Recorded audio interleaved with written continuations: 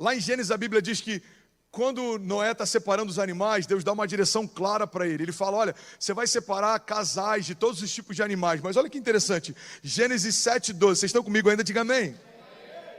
Diz assim, leve com você 7 casais de cada espécie de animal puro, macho e fêmea, e um casal de cada espécie de animal impuro, macho e fêmea. E leve também 7 casais de aves de cada espécie, macho e fêmea, a fim de preservá-los em toda a terra. Daqui a 7 dias farei chover sobre a terra 40 dias e 40 noites, e eu farei desaparecer da face da terra todos os seres vivos que eu fiz. Então Noé fez tudo como o Senhor lhe havia ordenado. O que é interessante, irmão, e eu estou correndo muito aqui, ok? Vocês estão comigo? O que é interessante é que depois que o dilúvio passa, Noé sente o desejo, cara, pega isso é muito poderoso. Noé sente o desejo de oferecer uma oferta de gratidão ao Senhor. E aí quando Noé vai oferecer uma oferta, são os animais puros que ele utiliza para isso, não os impuros. Ninguém pegou a chave ainda, vou chegar lá. Irmão, até a oferta que Noé desejaria oferecer, Deus já havia provido a matéria-prima para ele antes desse desejo surgir. Deus está falando aí, separa os animais a mais.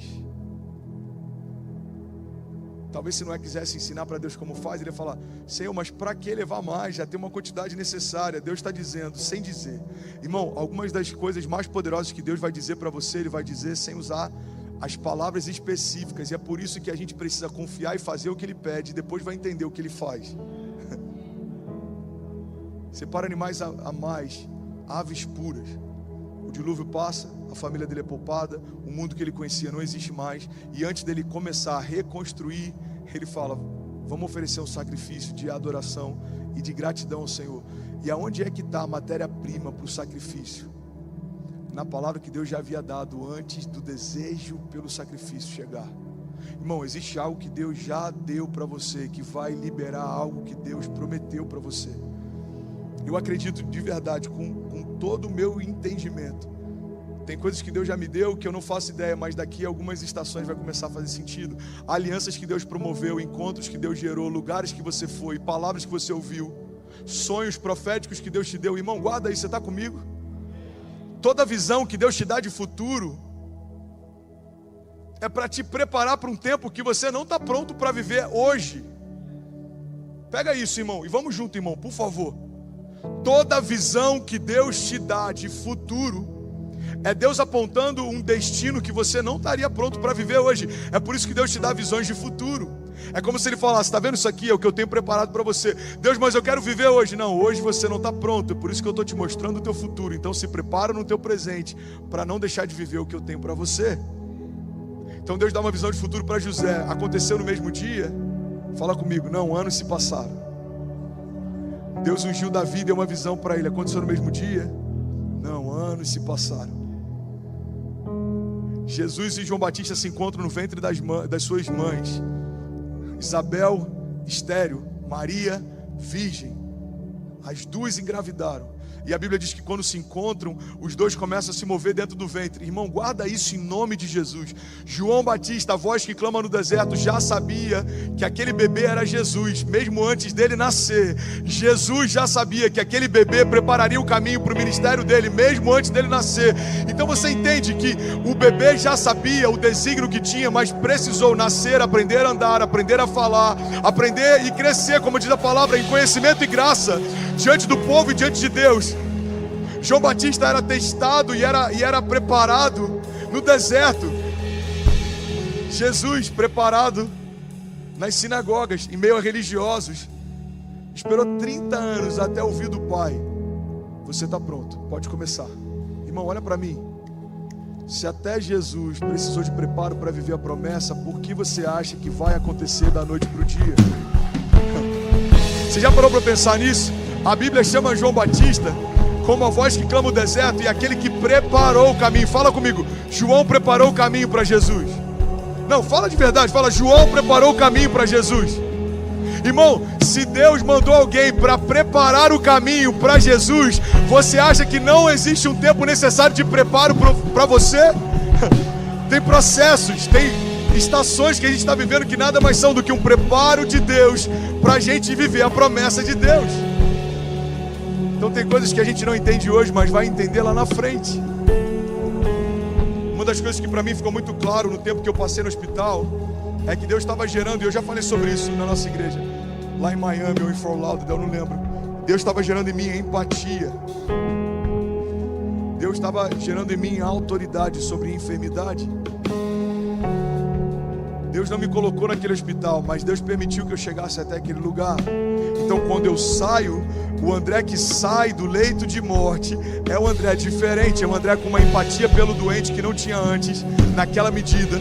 É um André com uma autoridade para orar por cura, sinais e maravilhas que não tinha antes, ou pelo menos não naquela medida. Então enquanto você está no leito de fralda, você fala, Senhor, por quê? Mas depois que você começa a fluir numa nova dimensão de autoridade, você fala, eu já entendi o porquê. Então a chave é não questionar enquanto Ele faz, mas ficar atento para entender o porquê Ele está fazendo. Alguém está comigo aqui, pelo amor de Deus? E eu vou finalizar, a quarta e última chave. Alguém recebeu algo de Deus essa noite? De verdade? Quarta e última chave para eu viver o novo. Declare comigo, diga, o romper é uma decisão. O romper é uma decisão. Sabe o que eu acho interessante? A gente às vezes confunde a graça por ser um favor imerecido com ausência de posicionamento. Entende isso, irmão?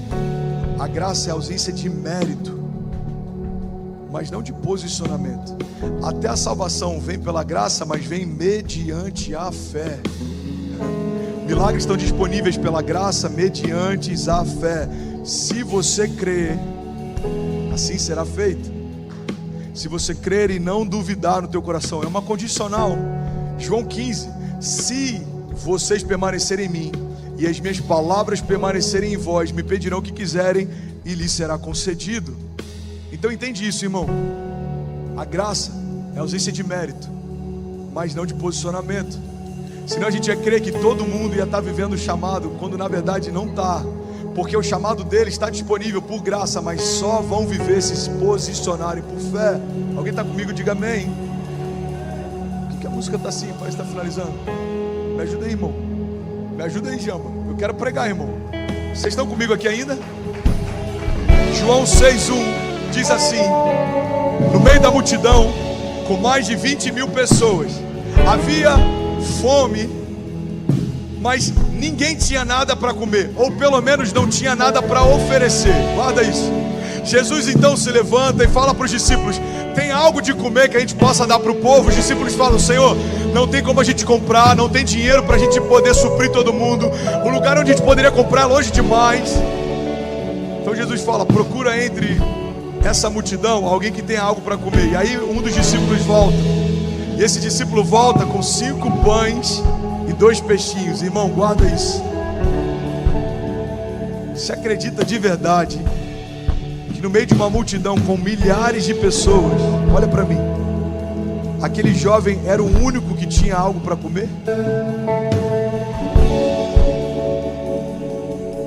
Vou dar um exemplo. Vamos imaginar, não é o que está acontecendo, mas vamos imaginar que a gente tem 200 pessoas aqui completamente desligadas do que Deus está fazendo, mas tem alguém queimando, querendo mais de Deus. Você acredita de verdade que Deus só tinha algo para liberar sobre uma pessoa? Você acredita que Ele não queria fazer com todo mundo? Você acredita que no Brasil a gente vê algumas pessoas fluindo, rompendo, vivendo milagres, mas você acredita que Deus não queria fazer em toda a nação um romper de avivamento sobrenatural? Então guarda isso, irmão. Você está comigo? Guarda isso. Aquele menino não era o único que tinha algo para comer, mas ele era o único naquela multidão disposto a entregar o que tinha. Você sabe por que a história fala de um menino, mas não fala de milhares de pessoas que ofereceram o seu lanche? Porque no meio de milhares de pessoas, ele foi o único que disse: Pai, eu estou disponível. Eu estou disponível. O pouco que eu tenho nas suas mãos pode se tornar muito. E aí você sabe o que aquela história diz? A história conta, e a gente está em 2021 à noite em Coral Springs falando sobre esse milagre. A história conta que quando 5 pães e 2 peixinhos chegam nas mãos de Jesus, o lanche de um menino alimenta uma multidão de milhares de pessoas. Guarda isso em nome de Jesus, irmão. romper é uma decisão. Se aquele menino tivesse guardado para si, aquela multidão teria passado fome naquele dia. Se Jesus tivesse aceitado o convite de Pedro, quando Pedro disse: Senhor, de forma alguma você vai ser entregue e morto, a gente não estaria de pé pela graça nesses dias. Se Paulo tivesse parado de pregar, ou se os mártires da igreja tivessem parado quando começaram a ser perseguidos, se o mover protestante através de missões não tivesse tocado o Brasil, a gente não estaria aqui de pé nesses dias. Irmão, se você não tivesse dado ouvidos ao que o Espírito estava dizendo para você, e deixado de lado todo o cansaço do teu trabalho, você não estaria aqui nessa noite. Então entende, o romper é uma decisão. Por que tem pessoas se levantando em Deus na nação e tem pessoas andando em ciclos e nunca rompem? Porque romper é uma decisão. Por que tem pessoas fluindo na palavra e tem pessoas que nem sabem o que a palavra carrega? Porque romper é uma decisão. Porque tem pessoas que oram e jejuam e tem uma sensibilidade ao mover do Espírito diferente de outros que nem sabem quando é Deus falando e quando não é. Porque romper é uma decisão. Por que tem gente parando por causa de sentimentos e tem gente rompendo independente das circunstâncias? Porque romper é uma decisão. Por que tem tanto brasileiro batendo cabeça no sul da Flórida? Tem tanta gente que só vai na igreja para bater ponto e tem outros fluindo, vivendo milagres, sinais e maravilhas. Porque romper é uma decisão. Deus não tem filhos preferidos. E eu vou encerrar aqui. Deus não tem filhos preferidos, mas Deus favorece mais aqueles que fizeram dele o seu preferido. Deus não tem filhos preferidos, irmão, mas Deus favorece mais aqueles que fizeram dele o seu preferido. A Bíblia diz que quem muito foi perdoado, muito ama. É por isso que a gente vê pessoas que se converteram há um mês atrás queimando mais do que alguns de nós que estão há anos na jornada. Sabe por quê? Porque ele ainda lembra do lugar da onde Deus o tirou. E aí, tudo bem? Você acabou agora de assistir um vídeo. Se você ainda não está inscrito, já se inscreve também no nosso canal, ativa esse sininho aqui embaixo de notificação e toda vez que eu fizer uma live ou estiver transmitindo uma mensagem ao vivo, você vai ser um dos primeiros a saber. Mas eu deixei mais duas...